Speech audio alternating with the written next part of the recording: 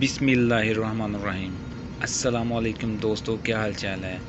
आज इस वीडियो में हम स्ट्रीट लाइट की वायरिंग के बारे में बात करेंगे कि किस तरीके से स्ट्रीट लाइट की वायरिंग की जाती है और इसमें किन किन अशिया की ज़रूरत पड़ती है।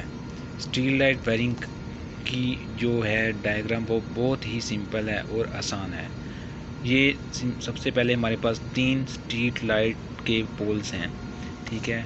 इन तमाम स्ट्रीट लाइट्स के से वायर्स इन लाइट्स में से पोल के थ्रू नीचे पोल में आ जाती हैं, ठीक है। इसके लिए सबसे पहले हमें एक 4 पोल का एमसीबी चाहिए।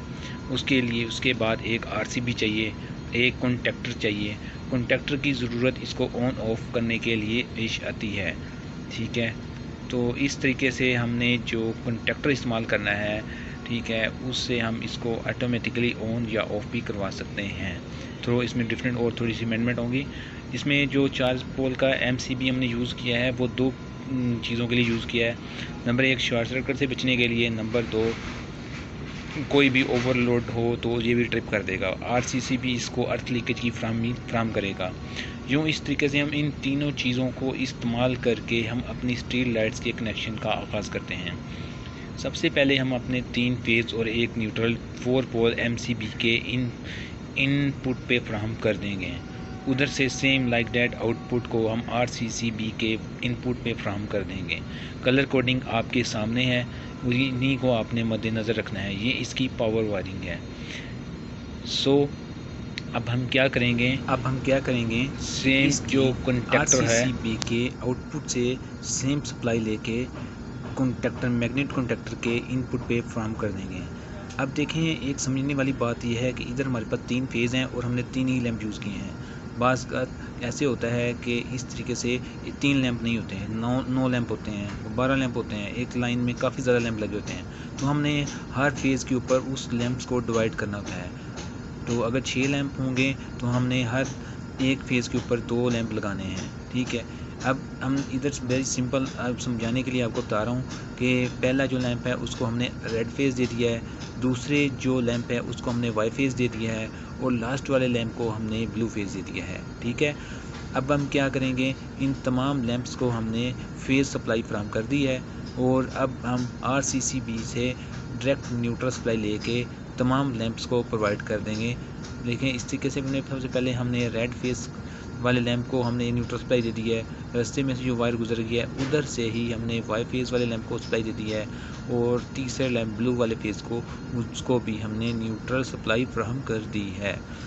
अब बात करते हैं इसके जो लैंप है, हाई इंटेंसिटी लैंप्स होते हैं, ठीक है। इसमें नॉर्मल बल्ब यूज़ नहीं होता, ठीक है, सोडियम वेपर लैंप होते हैं। तो उसके लिए इसमें हाई करंट की एक चोक या लाइक डेट ऐसी एक और डिवाइस यूज़ होती है। उसके लिए हाई करंट उस लैंप को चलने के लिए चाहिए होता है। उसकी वायरिंग अभी फ़िलहाल मैं नहीं बता रहा, जस्ट आपको मेन पावर वायरिंग के बारे में ही बता रहा हूँ कैसे ये अमल करती है। ये शॉर्ट में अब मैं आपको उसकी सिंपल सी वायरिंग अब बात करते हैं हम इसके कंट्रोल सर्किट की। ये तो हमारा एक सिंपल पावर सर्किट हो गया। अब इन तमाम चीज़ों को हमने कंट्रोल करना है तो इसके लिए हमें क्या चीज़ें चाहिए होती हैं। तो दोस्तों मैं अभी आपको बताता हूँ। इसके लिए हमने सबसे पहले 2 पोल का एक एमसीबी चाहिए होगा, उसके साथ एक सिलेक्टर स्विच जिसमें ऑटो और मैनुअल दोनों पोजीशन हों। तो उसको हमने ऑटो और मैनुअल दोनों तरीक़ों से हम इन लाइट्स को कंट्रोल कर सकें। और ये सिलेक्टर स्विच चाहिए, ठीक है। उसके बाद एक हमें चीज़ चाहिए टाइमर इसकी, यानी कि अगर हम अपने सिलेक्टर स्विच को ऑटो पे करेंगे तो ये टाइमर की मदद से जो टाइम हमने इसके ऊपर सेट किया होगा उतने टाइम के बाद ये कॉन्टैक्टर को ऑटोमेटिक ऑन करवा देगा। अब चलिए, अब हम इसकी बात करते हैं वायरिंग की कि हमने इसकी कंट्रोल वायरिंग कैसे करनी है। जो हमारे पास 3 फेज़ आ रहे हैं उनमें से कोई भी एक फेज़ एमसीबी के बाद एक फेज़ उठा के ये 2 पोल ब्रेकर के एक पॉइंट पे फ्राहम कर दें और दूसरे पोल के ऊपर न्यूट्रल फ्राहम कर दें। यूँ हमने अपने कंट्रोल वायरिंग का आगाज़ कर दिया है और इनपुट के ऊपर दोनों फेज़ और न्यूट्रल फ्राहम कर दिया है। अब हमने क्या करना है, इस 2 पोल एमसीबी से आउटपुट निकाल कर सिलेक्टर स्विच का जो कॉमन पॉइंट होगा, ठीक है, उसमें फ्राहम कर दूँगा। दोस्तों इस वीडियो में कोशिश करूंगा कि मैं पीडीएफ का लिंक आपको इस पूरी ड्राइंग का सेंड कर दूं ताकि आपको किसी भी किस्म का कोई मसला यूँ हमारी सप्लाई अब सेलेक्टर स्विच के कॉमन पॉइंट पर पहुंच गई है। अब अगर हमने इसके ऑटो वाली साइड की वायरिंग करनी है तो हम सेलेक्टर स्विच को ऑटो वाली साइड की तरफ करके मल्टीमीटर की मदद से इसकी कंटिन्यूटी चेक कर लेंगे। जिस साइड पे इसकी कंटिन्यूटी आएगी उस पॉइंट के ऊपर हम वायर लगा के टाइमर को सप्लाई फ्राहम कर देंगे। तो जिस साइड पे इसकी कंटिन्यूटी आई है उधर से हमने इसकी सप्लाई ली है और टाइमर के एक कॉमन पॉइंट के ऊपर हमने इसको क्या कर दिया है, लगा दिया है। यूँ हम हमारी सप्लाई टाइमर के कॉमन पॉइंट पर पहुंच चुकी है। टाइमर का मकसद तो आप सब जानते ही हैं। इसमें टाइम पूरा होने के बाद ऑटोमेटिक लाइट कंडक्टर को ऑन करना है। कंडक्टर ऑन होगा तो सप्लाई आगे पास हो जाएगी। तो इसके ऊपर टाइम सेट करेंगे तो ऑटोमेटिकली ये सप्लाई को पास करेगा। तो ये इसका मकसद है टाइमर का। मज़ीद इसके ऊपर जो पॉइंट्स होते हैं, एक फेज़ होता है, एक न्यूट्रल होता है, ठीक है। तो जो कि इसकी कॉइल को ऑपरेट करते हैं टाइमर की। अब हम क्या करेंगे, इसके जो फेज़ पॉइंट है, जो कॉमन पॉइंट से हम लूप डाल के इसके फेज़ पॉइंट को सप्लाई फ्राहम कर देंगे। एल पॉइंट को एक एल पॉइंट होगा और एक न्यूट्रल पॉइंट होगा।